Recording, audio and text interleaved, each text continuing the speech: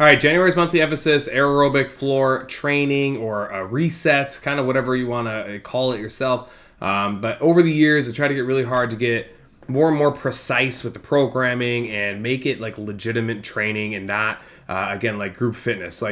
And again, that takes a lot of effort, not only like on our part, but on your guys' part, on an individual level, to obviously learn and be educated and continuing to kind of look for more knowledge and information on yourself and your capabilities based off of data and numbers, which can only be done on an individual level. So, I think we're setting this up. I think December was a really productive month for people to understand the difference between floor and ceiling training, the difference in how, shorter intervals, longer recovery, longer intervals, lesser recovery, the transitional side of it, 60, 70, 75%, above 70%, 5%, and obviously interchanging them based off of the piece of equipment as they're not all the same. And what I wanted to do is take the first month of the new year and really just hammer the floor and hammer kind of that 70, 75% RPE or output.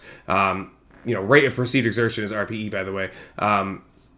And get you guys to end this month in such a flawless position, an understanding of yourself that we can move into the new year and maybe not have to work on this again. And a month is not a lot of time. It's just not. We had this month of December, which I think was helpful. I'm hoping the month of January kind of, cements everybody's understanding of what they can do on most of the 4 pieces of equipment. I know we're not going to get all of them. I'm going to try to rotate them the best I can and give you guys as much time as possible without taking away from the resistance training, of course, because I care so much about resistance training. But we'll walk on eggshells a little bit and try to level these two out the best we can throughout the month. But just to be clear, aerobic floor training, and I know a lot of you guys might already know this now, but I wanted to be crystal clear, is RPE of 5 to 7, which is why I always reference 50 to 70%.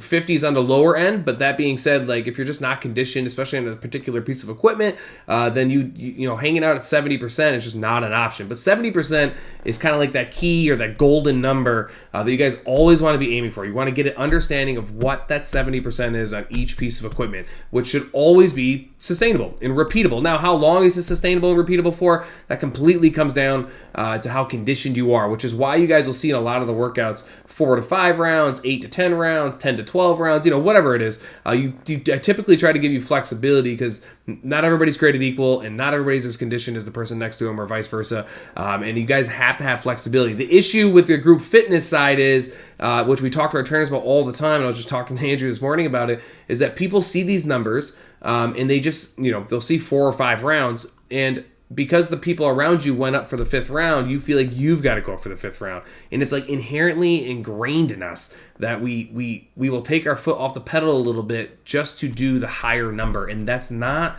what this is about. This is all about you hitting your number that is made for you based off of your capabilities and stopping when you need to stop. Because again, if you're taking your foot off the pedal just to do more rounds because the board gives you an opportunity to do more rounds, then you're not doing what the training is intended to do. And that's the part that gets real lost in group fitness. So, put your blinders on, say it all the time. Don't worry about what other people are doing. Focus on your numbers, your data, how you feel, your breathing, and let's go off of that. That's how you guys are going to learn the most and set yourselves up for success in terms of progression. And that's what training is all about. It's about getting better and better. It's not just burning calories. I mean, some days it is, right? We all get it. Some days we're not there. But overall, the majority of the time, I like you guys to be taking steps forward or working on taking steps forward. So I want to put you in the best positions to do that. A couple other bullet points. Breathing is controlled, never panicked, right? That's hugely important, right? If you are looking at the clock and, I posted the January 1st video. If you're looking at the clock and you're like, oh my God, I still got 2.5 minutes of this 5-minute interval, I don't think I'm going to make it. The likelihood is that you're probably overpaced. You're over 70% or you're upwards of 70%, and we're just not conditioned enough in that piece of equipment. Which sometimes just have a look in the mirror and just be like, this is not my strength. I need to dial this back a little bit because we have 3 more rounds to go. Right? That's what it is. A lot of these floor workouts are also entwined with transitions.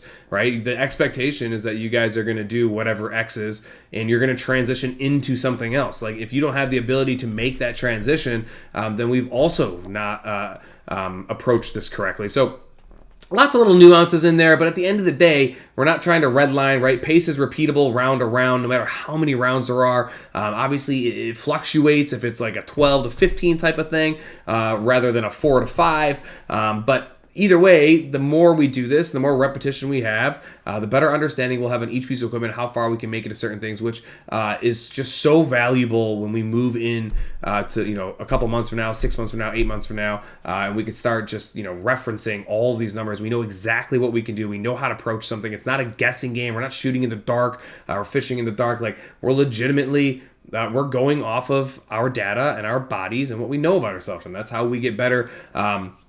The last one's kind of important, of course. You finish feeling worked, not crushed. You'll hear redlining all the time, crippled all the time. Like, we've all done things, especially in December with some of the ceiling training stuff, where rounds over and you're like, oh my God, I don't think I can do another round. That is not supposed to happen at all this month. Like, that is not the goal. Will there be 1 or 2 or 3 somewhere in the workouts over the course of the entire month where I want you guys to go up and over that? Of course. But the main point of the workouts are not going to be redlining, crippling, crushing yourselves. And the baselines for the month really line up with that. So hopefully, your rate of perceived exertion, 50 to 70%.